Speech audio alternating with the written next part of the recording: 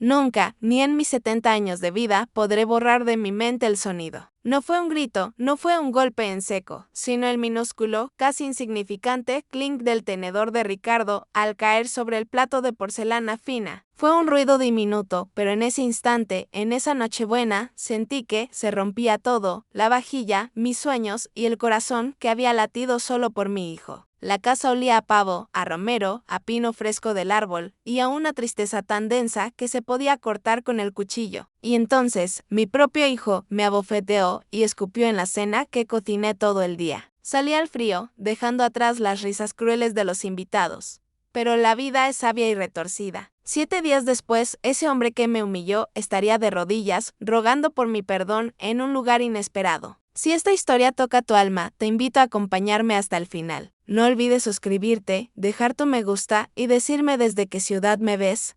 Sigamos. Nunca olvidaré el sonido del tenedor cayendo sobre el plato. Fue un ruido pequeño, casi insignificante, pero en él se rompió todo lo que alguna vez tuve con mi hijo. La cena de Nochebuena estaba servida. Había pasado el día entero cocinando para que todo saliera perfecto, tal como en aquellos años gloriosos en que Ricardo era un niño y corría a abrazarme, gritando que yo era la mejor mamá del mundo. Las luces del árbol parpadeaban, arrojando destellos dorados y rojos sobre la mesa. La casa olía a pavo, a romero y, para mí, a una tristeza contenida que nadie más parecía percibir. Yo, Elena, con mis 70 años a cuestas y las manos marcadas por una vida de esfuerzo, había puesto mi alma en cada detalle. Quería recrear la magia, esa sensación de hogar que Ricardo, mi Ricardo, parecía haber olvidado por completo. Pero esa noche, frente a su esposa, Marta, y sus amigos, él me miró como si yo fuera una carga, un mueble viejo que estorbaba en su perfecta escenografía de éxito moderno. Ricardo, un hombre de 42 años, exitoso, pero con un alma vacía, tomó una cucharada del puré de camote que me había costado tanto conseguir y preparar. Lo probó y, sin ninguna delicadeza, frunció el ceño. El ambiente se congeló de inmediato. Todos dejaron de hablar y la única luz que brillaba era la cruel sonrisa de Marta, su esposa. ¿Qué es esto?, dijo Ricardo con un desdén que me taladró el corazón. Otra vez te equivocaste con la sal. Sentí que la sangre se me subía al rostro. Me esforcé por mantener la compostura, recordando mi promesa de no hacer una escena. Perdón, hijo, respondí bajito. Quizá me distraje un momento. Él soltó una carcajada vacía, de esas que no tienen alma y solo buscan humillar. Sus ojos, que antes habían sido la ventana al niño brillante y dulce que recordaba, ahora eran duros, ciegos y vacíos. Distracción, mamá. Ni para esto sirves ya. La crueldad en su voz fue un eco del desprecio que había crecido en él a lo largo de los años. Marta, siempre lista para unirse a la cacería, sonrió con malicia y agregó, dirigiendo sus palabras al grupo de amigos como si yo no estuviera presente: deberías descansar, Elena. Ya a tu edad, mejor dejar la cocina a los que tienen buen gusto. Todos rieron. Las risas resonaron en el comedor, sintiéndose como latigazos directos a mi dignidad. Pero lo peor estaba por venir. Fue entonces cuando Ricardo, mi propio hijo, mi sangre, escupió el bocado de puré de camote sobre mi plato, se levantó de la mesa y me dio una bofetada. El sonido del impacto fue seco, un contraste bruto con el diminuto clink de antes. Si el tenedor había roto el recuerdo, la bofetada rompió la conexión. El silencio que siguió fue tan espeso que se podía cortar con el cuchillo que aún sostenía Marta. Yo no grité, no lloré. Me quedé inmóvil, mirando su rostro, buscando sin éxito a aquel niño de ojos brillantes que me pedía un beso antes de dormir. En su lugar había un hombre duro, ciego, vacío. Respiré hondo, con una calma que me sorprendió incluso a mí misma. El dolor físico era insignificante comparado con la hemorragia interna de mi alma. Tomé mi abrigo, un viejo tapado de lana que me había acompañado en tantos inviernos solitarios, y con la voz más serena que pude encontrar, una voz que no tembló, dije: «Feliz Navidad, hijo», y salí. Salí de esa casa que un día fue mi hogar y que ahora era una jaula llena de oro y desprecio. La noche estaba helada. La nieve caía con una lentitud melancólica, cubriendo las calles vacías y las huellas que iba dejando. Caminé sin rumbo, con el corazón latiendo despacio, sintiendo que algo dentro de mí, algo fundamental, acababa de morir. No era solo el amor de madre en el sentido romántico, sino la esperanza. Cada paso me alejaba de la casa, donde había entregado mi vida, mis años, mis manos gastadas por el trabajo. Recordé la primera Navidad sin su padre, Antonio, que había fallecido joven, a los 45 años. Ricardo tenía apenas 9 años. Yo trabajaba doble turno en la fábrica de textiles para poder comprarle un pequeño tren de madera. Lo pinté de rojo con pintura que me regalaron y lo envolví en papel dorado de un empaque viejo. Cuando lo abrió, me abrazó tan fuerte que casi no pude respirar. «Algún día te devolveré todo esto, mamá», me dijo con esa voz de niño que ya no existía. Yo le creí con cada fibra de mi ser. Pero los años pasaron y la vida, implacable, fue transformando su dulzura en rabia y resentimiento. A los 17 años, en su primer año de preparatoria, Ricardo empezó a avergonzarse de mí. De mi ropa sencilla, remendada con cariño, de mis manos gastadas de tanto trabajar. De mi falta de títulos y riquezas. «Eres demasiado pobre, mamá», me dijo una tarde, justo antes de salir con unos amigos de clase alta. Su mirada era una mezcla de lástima y reproche. Yo solo respondí con la sabiduría que dan los años y el dolor: «Pobre no es quien tiene poco, hijo. Pobre es quien olvida de dónde viene». Él me dio la espalda en ese momento y a partir de ese día, nunca más volvió a mirarme igual. Esa noche, mientras caminaba entre la nieve que amortiguaba el sonido de mis pasos, pensé en cuántas veces había justificado sus gritos, sus olvidos, su indiferencia. «Está cansado», me decía a mí misma. «Tiene problemas en el trabajo, la presión de Marta». Pero ya no podía seguir inventando excusas para el desprecio. La bofetada y el escupitajo habían borrado la necesidad de autoengaño. Llegué a mi casa, mi pequeño refugio humilde, poco antes de la medianoche. La cerradura estaba helada y tardé en abrir la puerta. Encendí una vela en la cocina y me senté frente al pequeño nacimiento que cada año colocaba en la mesa, un ritual que me conectaba con mi propia madre y con la fe. El niño Jesús estaba allí, envuelto en una manta vieja. Lo miré y susurré al vacío: «Perdóname si fallé, Señor. Tal vez lo amé demasiado». Las lágrimas que no derramé frente a Ricardo, esas lágrimas de rabia y vergüenza, las solté en silencio esa noche. Pero no eran lágrimas de rabia, eran lágrimas de agotamiento. Tenía 69 años, casi 70, las manos marcadas por las décadas, la espalda curvada por el peso de la vida y un corazón lleno de recuerdos que dolían más que las arrugas en mi rostro. Mientras el reloj marcaba las 12, los fuegos artificiales explotaron a lo lejos. Las familias se abrazaban, brindaban, reían en la distancia. Yo solo apagué la vela con un soplo tembloroso y murmuré, con una dignidad que ya no me pertenecía: «Feliz Navidad, Elena. Estás viva. Eso basta». Me acosté, pero el sueño no llegó. A cada sonido en la calle, imaginaba la voz de Ricardo llamándome, pidiéndome perdón. Pero el perdón no llegó ni esa noche, ni las que le siguieron. A la mañana siguiente, la casa estaba fría, pero la soledad ya no me asustaba. Me había acostumbrado a su compañía. Me preparé un café simple y miré por la ventana el jardín cubierto de escarcha. Las rosas que había plantado el verano anterior seguían en pie, marchitas por el frío del invierno, pero firmes. Así tengo que ser yo, pensé. Aunque el invierno sea cruel, debo resistir. A lo largo del día, el teléfono sonó varias veces. Eran mensajes de mis vecinas, de amigas de la iglesia. Nadie sabía lo que había ocurrido. Yo no conté nada. ¿Cómo se explica que un hijo escupa sobre el plato de su madre? ¿Cómo se cuenta algo que ni siquiera uno puede entender? Guardé silencio. Esa fue mi forma de proteger lo poco que quedaba de él en mí. Por la tarde, me senté a tejer una bufanda nueva. Mis manos temblaban un poco por el frío y la tensión. Pero el movimiento repetitivo me calmaba. Recordé cuando tejí su primer suéter azul a sus 6 años. Ricardo odiaba el frío y siempre buscaba mi abrazo para calentarse. Ahora, ese mismo niño me había dejado el corazón helado. Cerré los ojos y me prometí algo: no volvería a pedirle nada, ni una llamada, ni una disculpa, ni un abrazo. El amor, cuando se fuerza, se marchita y yo ya había dado todo. Esa noche encendí la estufa y calenté una sopa para una sola persona. Mientras comía en el silencio de mi cocina, me miré en el espejo del comedor. La mujer reflejada allí no era débil, como Ricardo decía. Era una mujer cansada, sí, pero viva. Una mujer que había amado hasta sangrar y que, aún así, tenía fuerza para seguir adelante. No sabía entonces que el destino ya estaba preparando el giro más inesperado.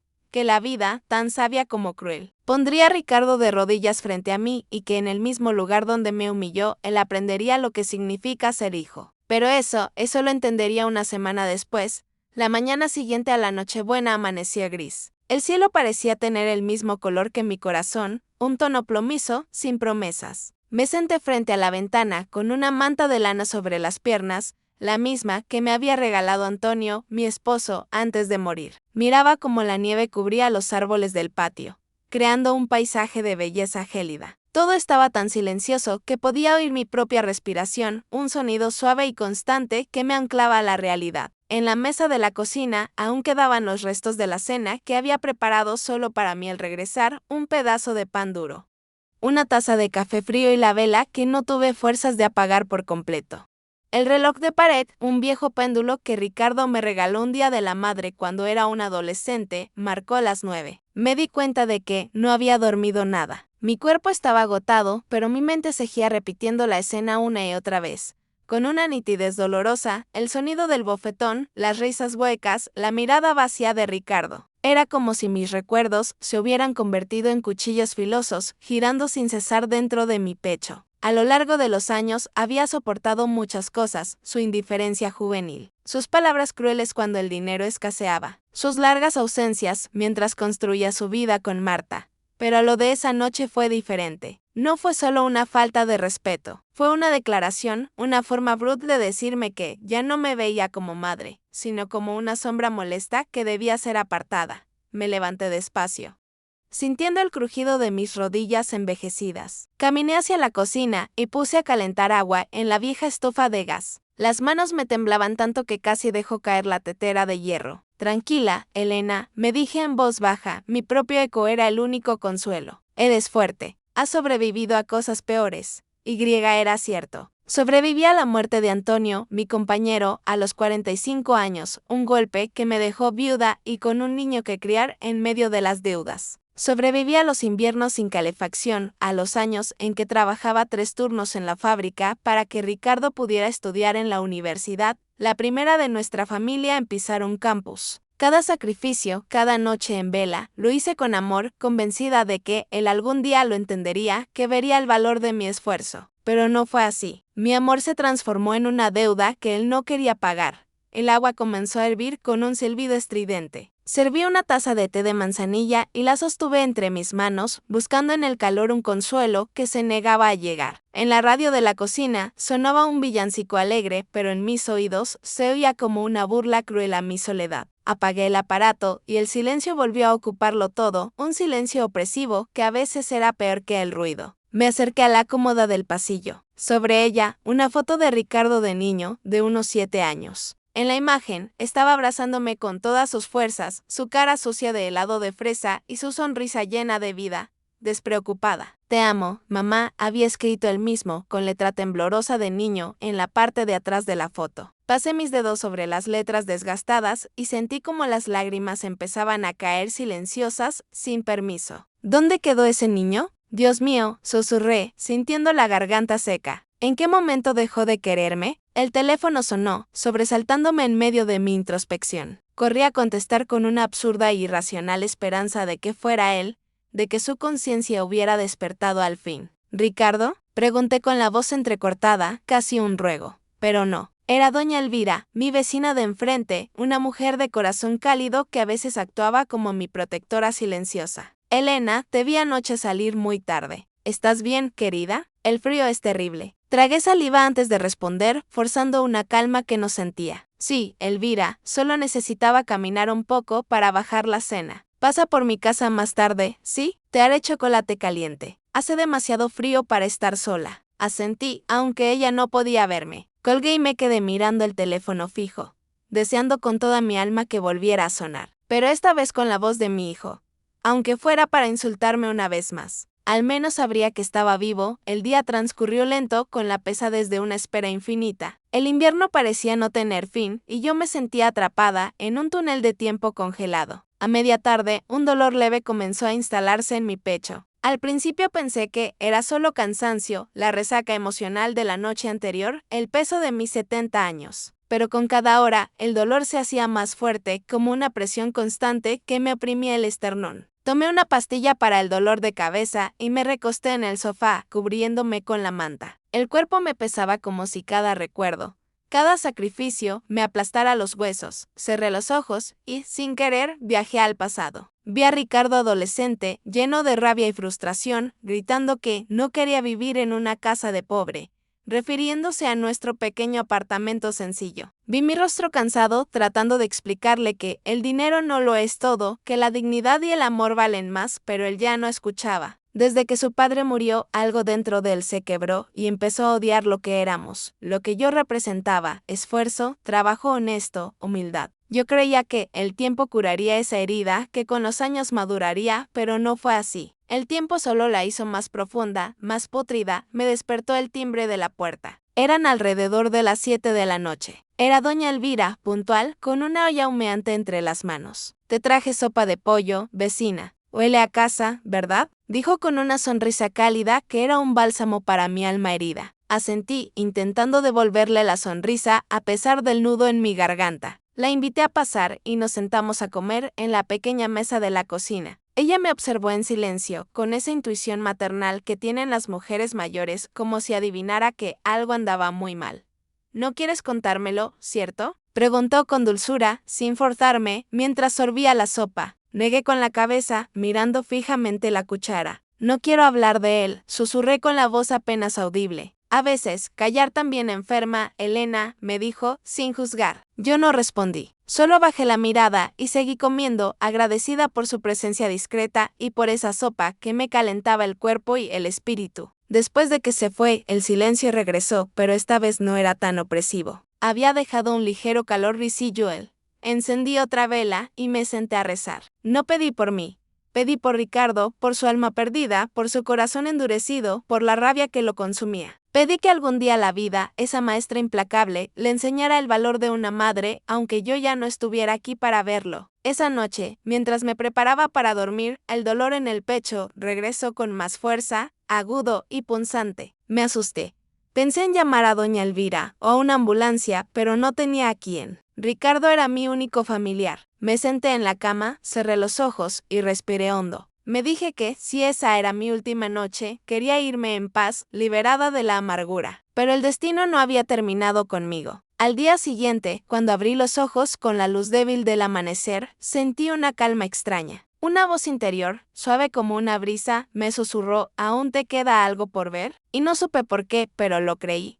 Durante los días siguientes, traté de seguir mi rutina. Regué las plantas de interior, cociné lo justo para una sola persona y me envolví en mis recuerdos como en una armadura. A veces salía al jardín, donde el hielo brillaba bajo el sol débil de enero. Era hermoso y triste al mismo tiempo como mi vida. Una tarde, vi a un grupo de niños jugando con la nieve frente a la casa. Uno de ellos tropezó y, al levantarlo, su madre lo abrazó y le limpió el rostro con ternura. Esa imagen, tan simple y cotidiana, me rompió el alma. Recordé cuando Ricardo era pequeño y yo hacía lo mismo. Recordé sus risas, su olor a tierra mojada, su inocencia. Y me prometí algo crucial, que si algún día me necesitaba, no importaba cuán grave fuera la ofensa, yo estaría ahí. Aunque él me odiara, aunque me hubiera escupido en la cara, aunque el mundo entero dijera que debía olvidarlo. Porque una madre no deja de ser madre por la ingratitud de un hijo. Solo aprende a amar desde la distancia y la paciencia. No sabía entonces que el invierno que sentía en el alma era solo el preludio de algo más grande. Una semana después, una llamada rompería mi silencio y con ella, la vida me pondría frente al mismo hijo que me había humillado.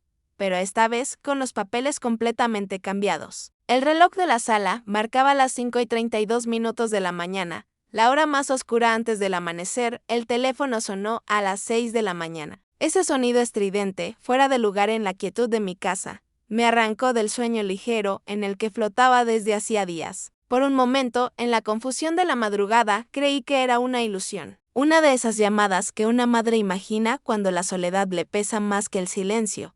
El eco del deseo que se materializa en un sonido. Pero no.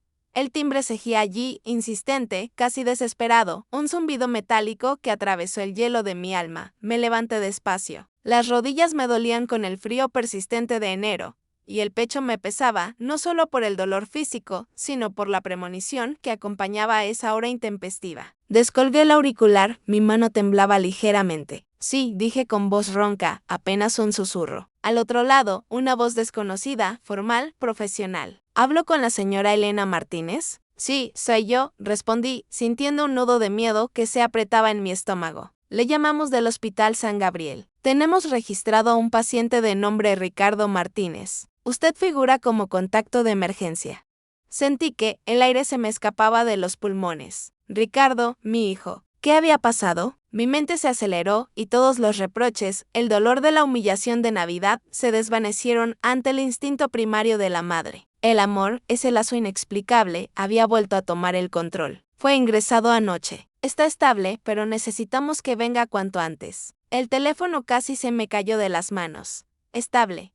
Esa palabra me asustó más que cualquier otra, porque detrás de ella se escondía lo desconocido, la fragilidad de su vida. Un hombre fuerte, arrogante, en un hospital. Me vestí sin pensar, mis movimientos eran mecánicos, impulsados por una fuerza que no controlaba. Me puse la misma ropa de casa, el abrigo viejo de Antonio y una bufanda de lana que aún conservaba el olor de la última Navidad que pasamos juntos en armonía. No me importó mi aspecto. Solo la necesidad de verlo me urgía. El camino al Hospital San Gabriel fue un viaje dentro de mí misma. El viento helado de la mañana me cortaba el rostro. El cielo estaba gris, tan gris como el día después de la cena, y cada paso me acercaba al hijo que me había escupido en la cara y abofeteado. No sabía si llorar o rezar, si debía estar enojada o simplemente desesperada. Solo recordaba su voz, aquella mezcla de desprecio y dolor que aún me taladraba el alma, pero ahora esa voz estaba silenciada por la enfermedad en la entrada del hospital. El guardia de seguridad me miró con una compasión instantánea, esa mirada silenciosa que se da a las personas mayores que acuden a urgencias. ¿Viene por el señor Ricardo Martínez?, preguntó, su voz baja y respetuosa. Asentí, incapaz de articular una palabra. Cuarto piso, habitación 408.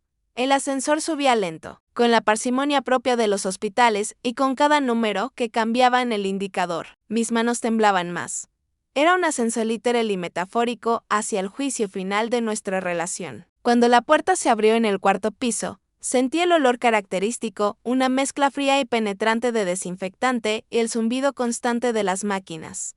Un sonido que parecía medir la vida misma. El pasillo estaba en un silencio cargado, solo se oía el eco de mis pasos lentos y temerosos. Al llegar a la puerta marcada con el número 408, me detuve. Mi corazón se encogió. Me obligué a respirar hondo, a prepararme para la imagen que encontraría. Asomé la cabeza y vi a mi hijo. Estaba pálido, más delgado de lo que recordaba, con una mascarilla de oxígeno cubriéndole la mitad del rostro. Su cuerpo, antes fuerte, erguido, lleno de arrogancia, ahora parecía el de un niño perdido en una cama demasiado grande. Me quedé en la puerta unos segundos, anclada al marco de madera, sin poder moverme. Quise correr a abrazarlo, a pedirle que despertara, pero mis piernas no respondieron. Era una mezcla extraña y poderosa de amor incondicional, miedo paralizante y algo que se parecía al perdón, pero que aún no se atrevía a hacerlo. Una enfermera de mediana edad, con el uniforme impecable, se me acercó con una ficha en la mano. ¿Es usted la madre? Asentí sin poder hablar, mis ojos fijos en Ricardo. Su hijo llegó con una infección respiratoria severa. Al parecer no había ido al médico durante semanas. La fiebre casi lo consumía.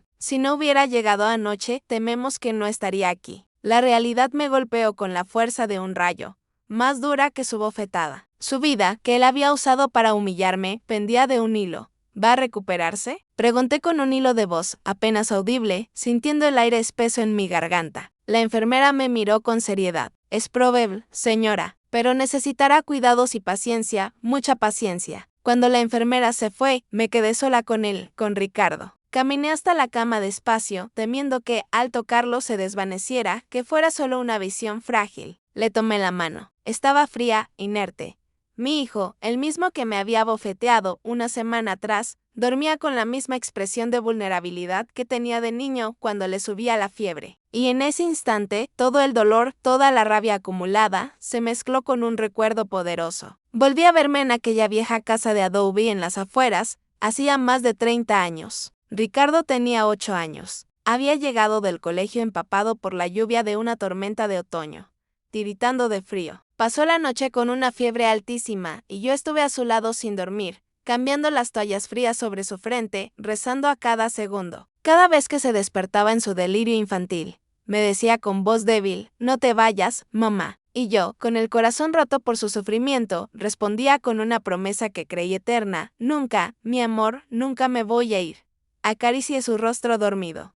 sintiendo la dureza de la mascarilla de oxígeno. Había arrugas nuevas en su frente, marcas de cansancio y de una vida que yo no conocía del todo, una vida de fracasos y orgullo oculto. Pensé en lo que la vida hace con nosotros, cómo nos deforma, cómo nos arrastra lejos de quienes fuimos, alejándonos de la inocencia. De repente, escuché pasos apresurados. Era Marta, su esposa. Entró en la habitación como una ráfaga de viento helado, con gafas oscuras, el cabello un poco desordenado y una expresión que mezclaba la vergüenza con un persistente desdén. ¿Qué haces aquí?, preguntó en voz baja, con un tono de fastidio que apenas podía contener. Me llamaron del hospital, respondí con la misma calma que usé la noche de Navidad, sintiendo que la serenidad era mi única arma. No pensé que vendrías después de lo de la cena. Soy su madre, le recordé con firmeza. Ella suspiró nerviosa, ajustándose las gafas. Se veía descompuesta, no por la preocupación, sino por la incomodidad de la situación. No sé si te dijo, pero estamos separados, soltó de repente, como si la noticia fuera un justificante para su ausencia. Su quedó sin trabajo hace un mes. Yo ya no podía seguir cargando con todo. La escuché sin decir nada, observando la frialdad de su huida. Marta bajó la mirada, incapaz de sostener mi intensa y silenciosa. No me siento bien estando aquí, dijo finalmente, con una excusa vacía, y se marchó de la habitación tan rápido como había llegado.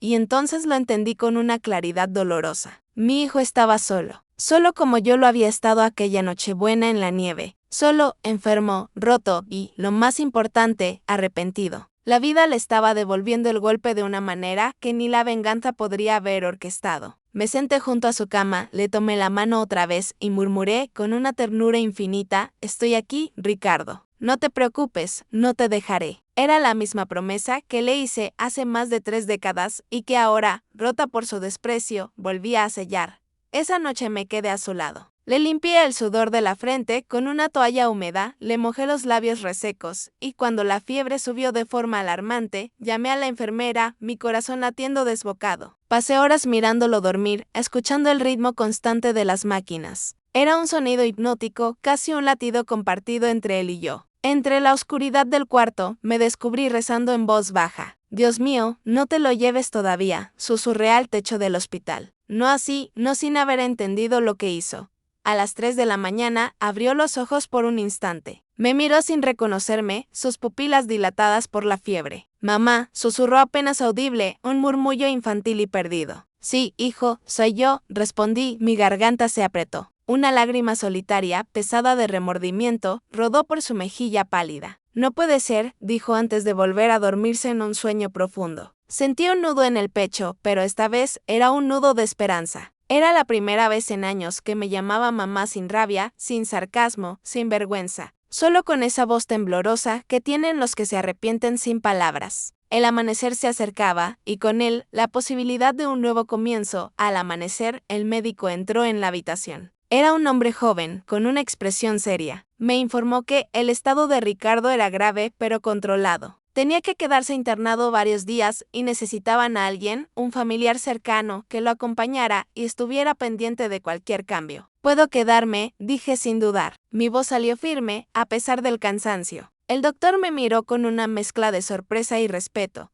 como si leyera el peso de mis 70 años. No todas las madres lo harían, señora, después de lo que pasó, de la situación que nos comentó la enfermera. A mí no me importó. Me encogí de hombros, con la certeza que solo el amor verdadero da. No todas las madres aman igual, le respondí, con la mirada fija en mi hijo. Pero yo no sé amar de otra forma. Salí un momento al pasillo, exhausta. La luz del amanecer se filtraba por las ventanas, iluminando el suelo con tonos dorados. Por primera vez en mucho tiempo, sentí una paz extraña. Era como si el universo me estuviera dando una oportunidad, no de volver al pasado y borrar el dolor, sino de cerrar la herida abierta, de sanarla desde la raíz. Me quedé de pie junto a la ventana, observando cómo la Ciudad de México despertaba bajo la luz fría de enero. En mi mente solo había una certeza, firme como el tronco de un viejo roble.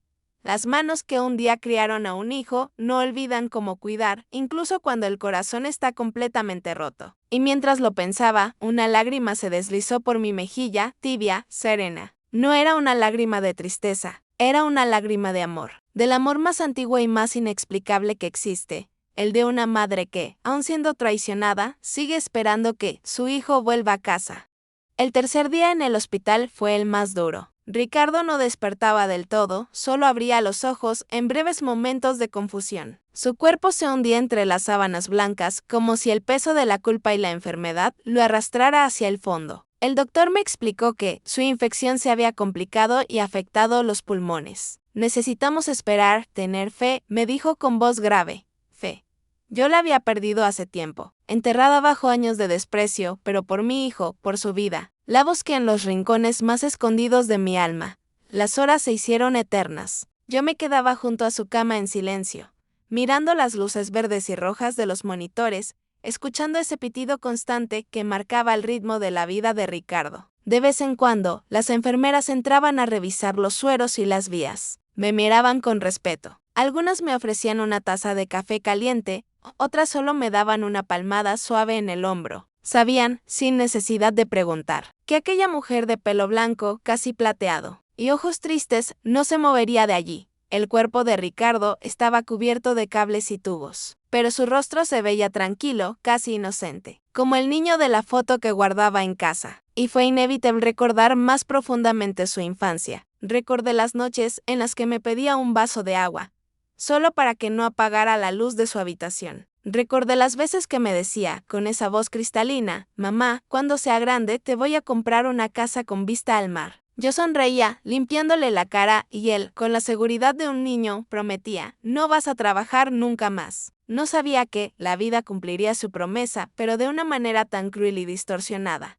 Él sería el que me haría dejar de trabajar al destrozar mi alma. Una tarde, mientras le pasaba una toalla húmeda por la frente sudorosa para bajar la fiebre, entró el doctor de nuevo. «Doña Elena», me dijo con un tono preocupado, «su hijo ha respondido mal a la medicación en las últimas horas. Su cuerpo está muy débil, pero no vamos a rendirnos». Mi corazón dio un vuelco. «No lo hagan», susurré, sintiendo la desesperación subir por mi garganta. «No se rindan, por favor». El médico salió de la habitación, dejándome con ese silencio pesado que se siente cuando la muerte ronda cerca y toca la puerta. Me arrodillé junto a la cama. El suelo frío del hospital bajo mis rodillas. Recé con una intensidad que no sentía desde la muerte de Antonio, hace 25 años. Pero no recé para que viviera, no solo eso. Recé, sobre todo, para que entendiera. Para que, si sobrevivía, comprendiera el valor de una madre. De la calidez de un hogar, de un plato de comida sencilla, de una mano que limpia tu frente sin esperar nada a cambio. Al caer la noche, la fiebre volvió a subir. Ricardo comenzó a murmurar en sueños. Su voz era débil, casi infantil. «Mamá, mamá, no te vayas», gemía. Se revolvía inquieto en la cama, respirando con dificultad. Corrí a llamar a la enfermera, que llegó de inmediato. Le inyectaron un calmante y su cuerpo se relajó lentamente. Me quedé sosteniéndole la mano. Esa mano fuerte, la misma que un día me empujó y me abofeteó en Navidad. Ahora se aferraba a la mía con una desesperación inconsciente, como si de mi tacto dependiera su vida. Y tal vez, en un sentido espiritual, dependía. Cerré los ojos y sentí que el tiempo se detenía en ese cuarto. En aquel espacio, yo no era una anciana humillada, ni él un hombre adulto lleno de resentimiento. Éramos solo dos almas rotas, madre y hijo, buscando el camino de regreso al amor que habíamos perdido en el camino. A la mañana siguiente, me quedé dormida en la silla, agotada por la vigilia. Soñé con él de niño, corriendo hacia mí por un campo lleno de girasoles. En el sueño, me abrazaba y me decía, «Perdóname, mamá». Me desperté llorando, con el rostro húmedo. Era un sueño, sí, pero sentí que algo en él, en su subconsciente, había cambiado. La semilla del arrepentimiento había sido plantada en la tierra fértil de la vulnerabilidad. Al mediodía, una enfermera entró con un sobre pequeño. «Señora, esto lo dejó la esposa de su hijo». «La señora Marta», me dijo. «Dijo que ya no volverá». Tomé el sobre con las manos temblorosas, no por miedo, sino por la frialdad de la vida. Adentro había un anillo de compromiso matrimonio y una nota breve. «Elena». Lo intenté. No pude con él. Siempre fue duro. Siempre quiso más de lo que podíamos darle. «Espero que usted lo cuide. Yo ya no puedo». No sentí rabia hacia Marta.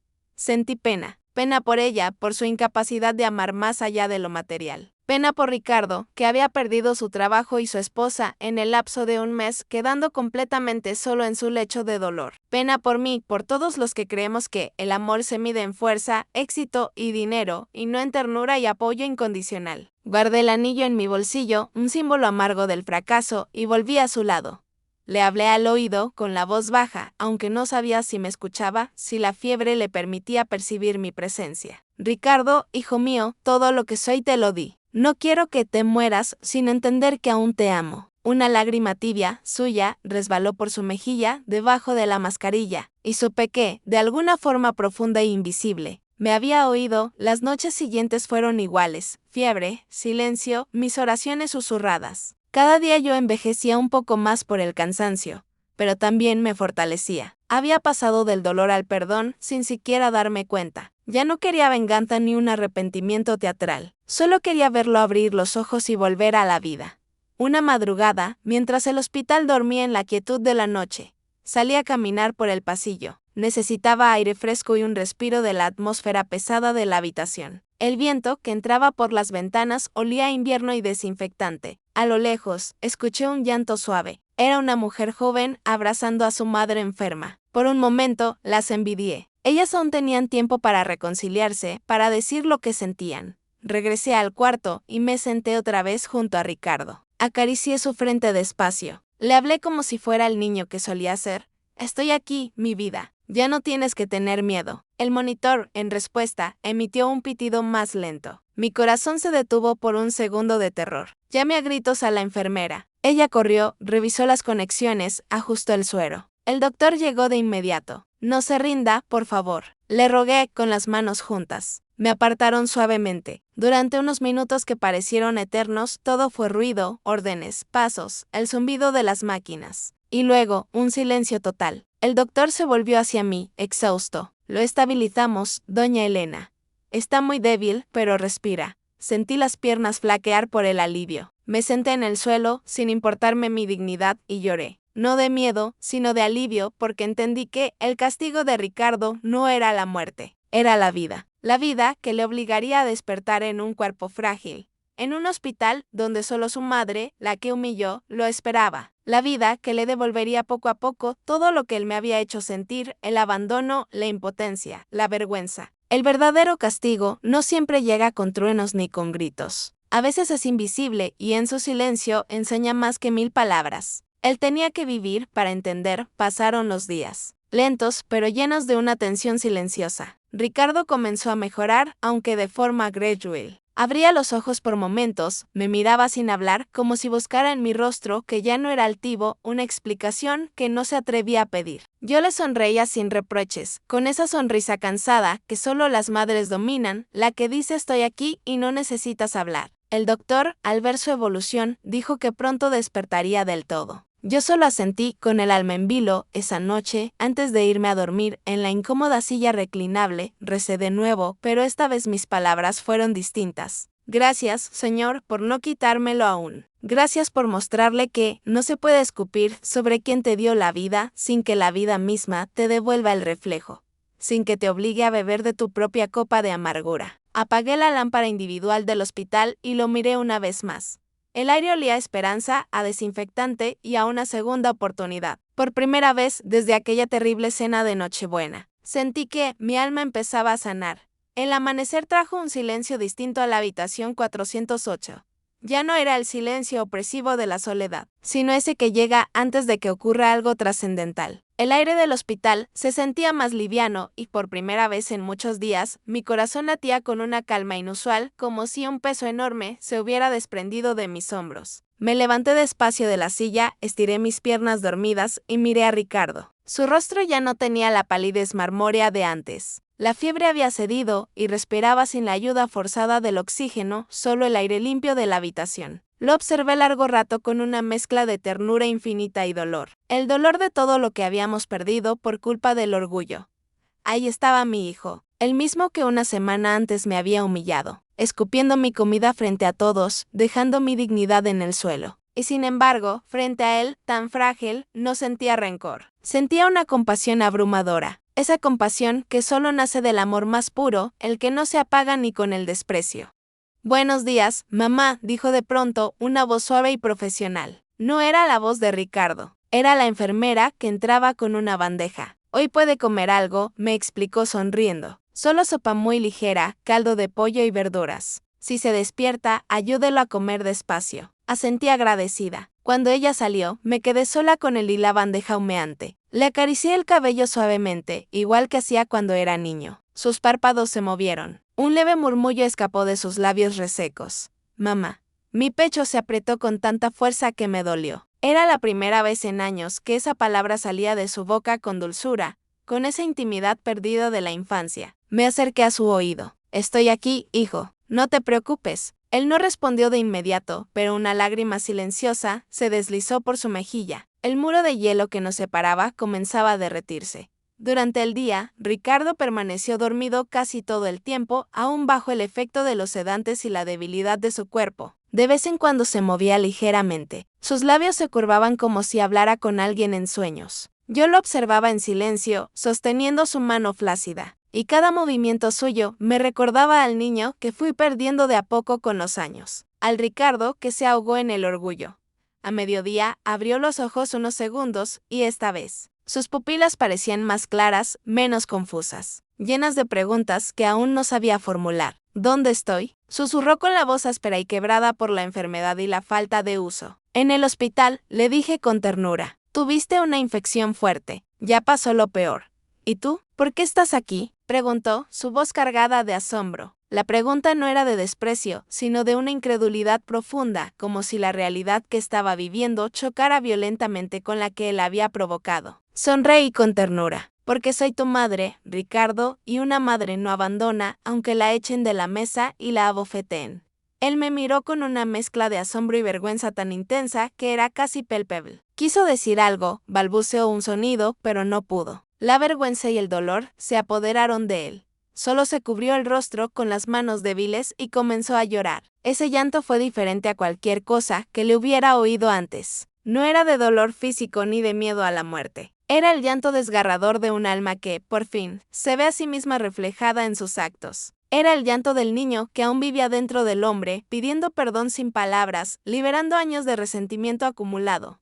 Me acerqué y lo abracé con suavidad, con una delicadeza que me dolía. Sentí su cuerpo temblar entre mis brazos débiles. Su cabeza reposó sobre mi hombro, igual que cuando tenía fiebre de pequeño, buscando mi calor. SHHH, tranquilo, hijo, le susurré, acariciándole el cabello mojado de sudor. Todo está bien, estás a salvo. Lloró largo rato, hasta que se quedó sin fuerzas, dejando su dolor sobre mí. Cuando al fin se calmó, le limpié las lágrimas de su rostro con mis dedos. Descansa, le dije. Estás vivo, y eso ya es un milagro, la mayor oportunidad que te ha dado la vida. Él cerró los ojos y se quedó dormido, pero el llanto no había desaparecido del todo. Incluso dormido, su pecho subía y bajaba con una respiración entrecortada. Vi cómo en sueños movía los labios. Me incliné para escuchar, con el corazón en la mano, y lo oí decir, con un murmullo infantil y vulnerable, perdón, mamá. El alma se me encogió. No pude contener mis propias lágrimas. Me senté junto a su cama, tomé la bandeja de sopa que había traído la enfermera y la coloqué sobre la mesita. El olor era suave, un reconfortante aroma a pollo y verduras. Le mojé los labios con una cucharita de plástico. Solo un poquito, hijo. Tienes que alimentarte y recuperar fuerzas. Él, medio dormido, abrió la boca obediente con la docilidad de un bebé, y mientras le daba de comer, me di cuenta de lo irónico, de lo profundamente perfecto que era todo. Una semana atrás, me había escupido la comida con desprecio, usando el alimento, mi acto de amor, como un arma de humillación. Ahora, el destino lo había puesto frente a mí, débil, necesitado, roto, recibiendo de mi mano, la mano que había bofeteado, la misma sopa sencilla que antes había rechazado. La vida tiene maneras crueles y perfectas de enseñar humildad a los soberbios. Cada cucharada de sopa era un acto de amor incondicional, pero también un acto de redención, no solo por él, sino por mí misma, porque alimentarlo, cuidarlo, limpiarle el sudor, no era rendición ante su maltrato, era una victoria de mi espíritu. Yo no había dejado que el odio y el resentimiento me convirtieran en la misma persona fría y cruel que me lastimó. Mientras lo observaba dormir, recordé otro invierno, muchos años atrás. Ricardo tenía 10 años y yo acababa de perder el trabajo en la fábrica. No teníamos calefacción y pasamos la noche abrazados bajo una misma manta raída, tiritando. Él, medio dormido, me dijo: «Mamá, si tú tienes frío, te doy mi calor». Y yo le respondí: si tú tienes hambre, te doy mi parte del pan, aunque sea el último pedazo. Esa fue nuestra promesa original, amarnos incluso cuando no tuviéramos nada más. Y en esa habitación de hospital, mientras lo alimentaba gota a gota, comprendí que esa promesa aún vivía, aunque el tiempo y el orgullo la hubieran sepultado bajo capas de rabia y materialismo. El doctor entró en ese momento con una sonrisa cansada pero genuina. «Doña Elena», dijo en voz baja, «su hijo ha tenido una recuperación sorprendente en las últimas horas. No todos salen de un cuadro respiratorio así». «Fue Dios», respondí, mi voz llena de una fe renovada. Él sonrió con una sabiduría que iba más allá de la medicina. «O el amor de una madre, señora. A veces son la misma cosa». Cuando el médico se fue, me quedé sola otra vez. Ricardo dormía profundamente el sueño de la sanación. Acaricié su frente con la punta de mis dedos y, con voz apenas audible, dije: «Gracias por volver, hijo. Aún estás a tiempo de ser el hombre que debes ser». Apagué la luz tenue del cuarto y me quedé observando la sombra tranquila de su respiración rítmica. Afuera, la noche caía sobre la ciudad. El viento golpeaba las ventanas, pero dentro, todo era calma. Me recosté en la silla, cerré los ojos y, por primera vez desde aquella cena, sentí paz. No la paz de quien olvida, sino la de quien comprende que el amor verdadero no exige, no cobra, no se venga. El amor verdadero, simplemente, espera con paciencia.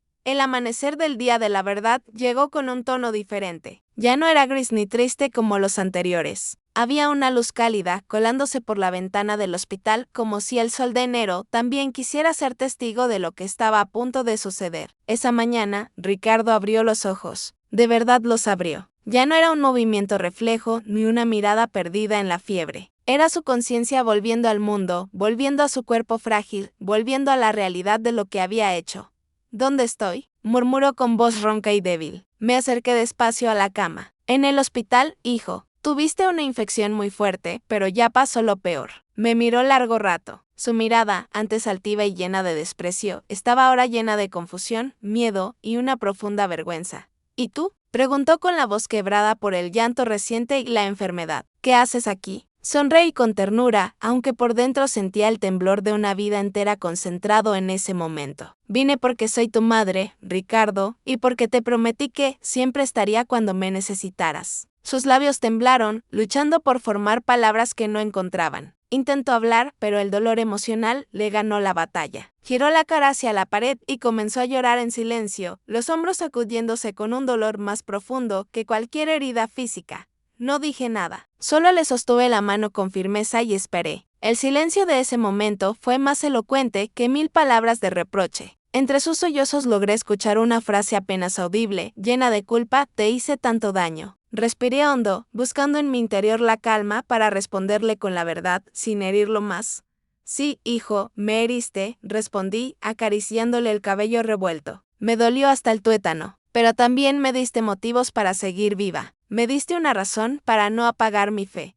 «No lo entiendo», dijo con la voz rota, volteándose lentamente para mirarme a los ojos. «Después de todo lo que te dije, de lo que te hice en esa cena, ¿por qué no me odias?». Me senté junto a él.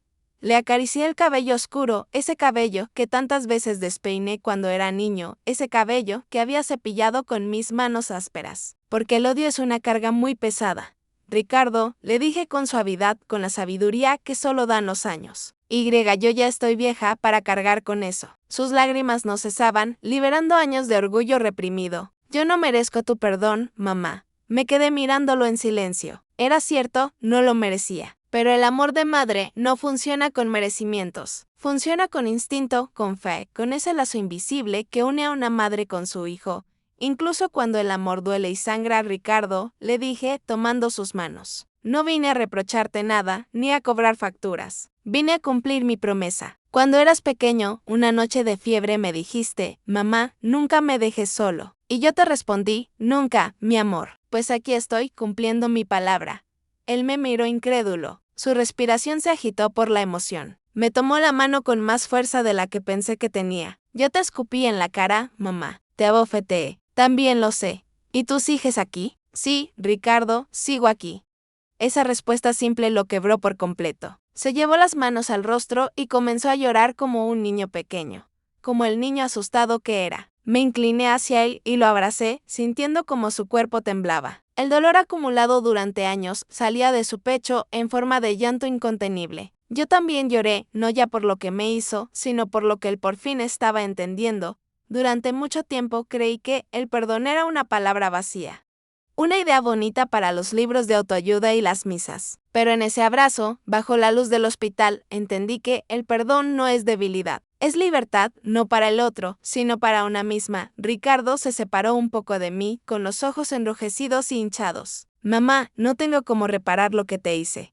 No tienes que repararlo, respondí con la paz inundando mi voz. Solo asegúrate de no repetirlo. Me miró con desesperación, buscando algo que no sabía cómo pedir. ¿De verdad me perdonas? Al fin, mi sonrisa fue genuina, sin reservas. No te perdono porque lo merezcas, hijo. Te perdono porque te amo y porque quiero irme de este mundo con el corazón limpio de rencores. Yo ya tengo 70 años y no me queda tiempo para la amargura. Él bajó la cabeza, la culpa aún pesada sobre sus hombros. Yo pensé que ya no me querías. Después de lo de la cena, me sentí tan vacío, pero no tuve el valor de buscarte. La vida lo hizo por ti, mi amor, respondí. A veces, hijo, Dios tiene una manera muy extraña y dolorosa de hacernos entender lo esencial.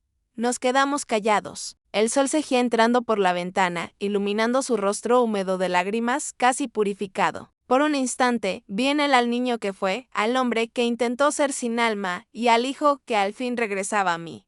Le ofrecí un poco de agua. Sus manos temblaban cuando tomó el vaso. No sé cómo seguir, mamá. Empieza por dar gracias, le aconsejé. Gracias a ti, a la vida, porque te dio otra oportunidad. Ricardo respiró hondo, como si por primera vez en años el aire le llegara limpio a los pulmones. Se recostó sobre la almohada y me miró con una mezcla de ternura y culpa aún fresca. Mamá, ¿tú crees que Dios me puede perdonar después de lo que te hice? Si yo lo hice, Él también puede, mi vida, le dije sonriendo. El médico entró en ese momento, su rostro ahora relajado. Doña Elena, su hijo está estable. Si todo sigue bien, mañana podremos trasladarlo a una habitación común o incluso pensar en el alta en los próximos días. Asentí agradecida. Cuando el doctor salió, Ricardo volvió a hablar, su voz ya con un poco más de fuerza. No quiero que te vayas, mamá. Quédate conmigo, por favor. No pienso irme a ningún lado, le respondí acariciándole la mejilla. Esta vez me quedaré hasta que te cures y estés fuerte. Él tomó mi mano, la llevó a sus labios y la besó. Fue un gesto pequeño, pero en ese beso húmedo había una disculpa más grande que cualquier palabra, una confesión muda de amor y arrepentimiento. Pasamos el resto del día en silencio, mirándonos de vez en cuando. No hacían falta palabras. Había entre nosotros una nueva forma de comunicarnos, la del alma desnuda. Yo le leía salmos de mi viejo libro en voz baja, y él me escuchaba con los ojos cerrados. De vez en cuando, una lágrima se escapaba de sus párpados, y cada una de esas lágrimas era un gracias, un lo siento, un te amo.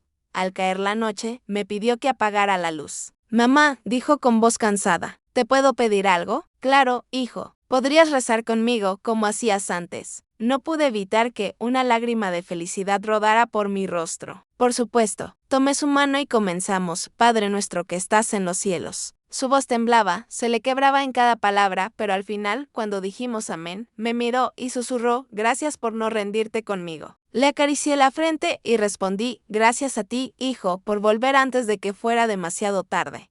Esa noche, mientras él dormía tranquilo, comprendí que había cerrado un ciclo doloroso. Ya no era la mujer humillada de la cena de Navidad, era una madre en paz, con el corazón abierto, con la certeza de haber cumplido la misión más grande. Amar, incluso cuando amar duele. Ricardo se recuperó lenta, pero firmemente. Los médicos estaban sorprendidos. Decían que su mejoría era más rápida de lo esperado. Un milagro que no podían explicar en sus términos. Yo sabía que aquello no tenía explicación médica. Era el poder del arrepentimiento, del amor que sana desde adentro, del perdón que limpia incluso lo que parecía podrido por dentro. El día que le dieron el alta. Salimos del hospital caminando despacio. El aire fresco de la calle nos golpeó el rostro. Él se detuvo unos segundos, respirando profundamente. Huele a vida, dijo mirando el cielo azul de la Ciudad de México. Huele a oportunidad, le respondí. En su casa, todo estaba igual, pero también distinto. El mismo comedor, donde me había humillado ahora, parecía otro lugar, no por los muebles ni por las cortinas, sino por la mirada de Ricardo. Ya no había soberbia en sus ojos, solo una ternura nueva, como la de un niño que acaba de aprender a decir gracias. Yo no sabía cuánto tiempo me quedaría allí, pero él insistió. Mamá, no te vayas todavía. Quiero que esta vez seamos una familia de verdad. Asentí, no por obligación, sino por esperanza. Los primeros días fueron silenciosos. Ambos caminábamos con cuidado, temiendo romper esa paz tan frágil que habíamos construido en el hospital. Yo cocinaba, y él, en lugar de sentarse a esperar como un rey, me ayudaba. Cortaba las verduras, lavaba los platos y me preguntaba con interés por cada receta. El simple sonido de su voz llamándome mamá bastaba para llenarme el alma. El camino a la redención había comenzado. Una tarde, mientras poníamos la mesa, Ricardo me dijo algo que me llenó el alma. ¿Sabes, mamá? Siempre creí que demostrar amor era regalar cosas, pagar cuentas, aparentar éxito. Pero tú me enseñaste que el amor se demuestra sirviendo una sopa, quedándose al lado de alguien cuando todos se van, sonriendo sin rencor. Sonreí sin decir nada. A veces, el mayor elogio que puede recibir una madre, a mis 70 años, es ver que su hijo por fin entendió la lección más importante. Con el paso de las semanas, su cuerpo se fortaleció.